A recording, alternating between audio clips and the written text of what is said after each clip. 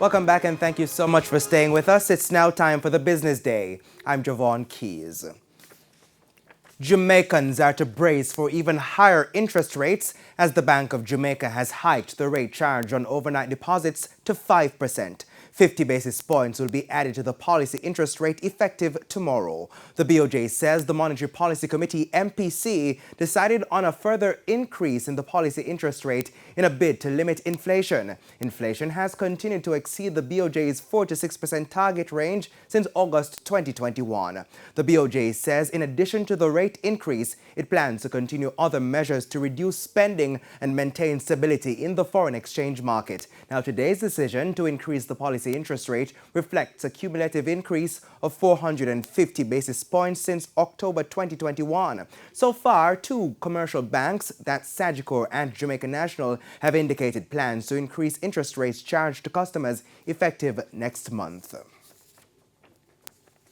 Train more to build the local economy. The call this evening from Industry, Investment and Commerce Minister Orbin Hill while speaking at the National Exporters Month breakfast put on by the JMEA this morning. He says local businesses are not training enough people to boost the local workforce and productivity. Hundreds of jobs still left vacant, and while many skilled workers flee for overseas opportunities, thousands are not adequately trained to fill the labor market gaps. Orbin Hill is Industry, Investment and Commerce Minister. Businesses, you must train.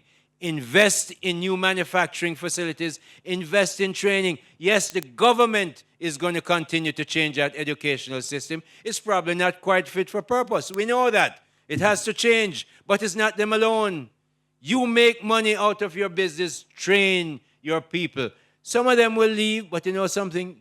Some of them will come back, and you get, as they leave, you get new places for new Jamaicans to go in. President of the Jamaica Manufacturers and Exporters Association, JMEA, John Mafood, says while there may be gaps in labor availability, importing talent is not the solution.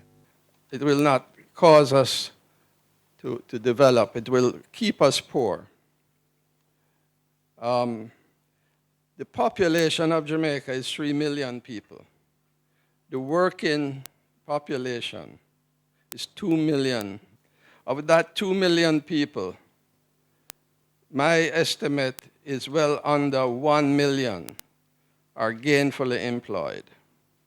That leaves 1 million Jamaicans of working age that are not working or unemployable. Meanwhile, Member of Parliament and official ambassador of National Exporters Month, Lisa Hanna, says Jamaica must now pump more resources in export. We must focus on the products that we have a worldwide competitive advantage in, because to succeed in any one of them at a 1% global market share would transform Jamaica into the country we all say we desire. Let's head now to the foreign currency market. It's costing an average $155.44 for the US dollar.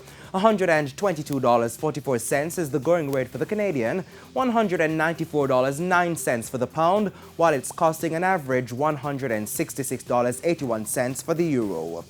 Meanwhile, the JSE index advanced by 1,038 points today, while the junior market index advanced by 25 points. Among today's winners were MPC Caribbean Clean Energy, Mayberry Investments, Stanley Motor, Derrimont Trading and Sterling Investments US dollar shares, while on the losing side were Productive Business Solutions US dollar shares, CAC 2000, Epley Caribbean Property Fund SCC, 138 Student Living Jamaica, and Wisynco Group.